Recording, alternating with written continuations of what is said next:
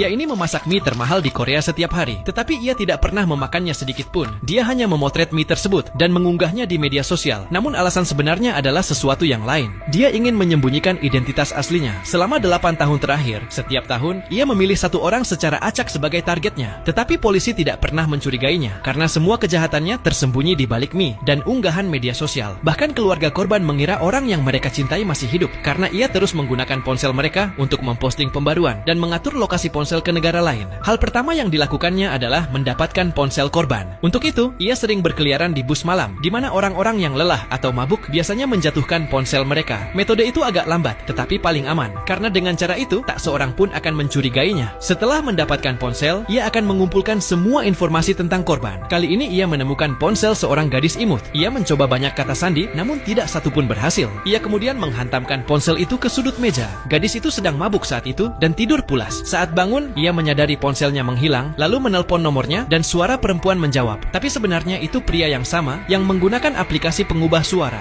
dan mengatakan bahwa ia menemukan ponsel itu di bus, tapi ponselnya sudah rusak. Kemudian ia memberi alamat toko reparasi ponsel dan menyuruh gadis itu untuk mengambil ponselnya di sana. Gadis itu tidak curiga sedikit pun. Ia pergi ke alamat yang diberikan. Itu adalah bangunan tua terbengkalai yang hampir tak ada orang yang datang. Saat masuk ke toko, ia melihat ponselnya dan layarnya memang rusak. Penjaga toko yang sebenarnya pria yang sama memberinya sebuah formulir. Ia harus mengisi semua detail di dalamnya. Yang paling penting adalah kata sandi ponsel. Gadis itu ingin ponselnya cepat diperbaiki, jadi tanpa pikir panjang, ia mengisi formulir tersebut. Sekarang pria itu memiliki semua informasinya. Ia mengganti kamera ponsel, memasang layar baru, membuka kunci ponsel dengan kata sandi, dan diam-diam memasang sebuah virus di dalamnya. Sekarang setiap data gadis itu akan langsung terkirim padanya. Sebelum pergi, gadis itu bahkan berterima kasih. Ia tidak mengetahui bahwa sekarang setiap tindakan, setiap panggilan, setiap pesan, bahkan arah kamera ponselnya sedang dipantau. Dalam beberapa hari, pria itu tahu semua tentang kehidupannya. Dari kebiasaan, percakapan, bahkan rahasia yang tak ia sadari sedang direkam dari ponselnya. Di malam hari saat gadis itu tidur, pria itu mengendalikan ponselnya dari jarak jauh. Ia memeriksa semua pesan dan aplikasinya. Setelah mengumpulkan semua informasi, pria itu mulai merencanakan langkah berikutnya.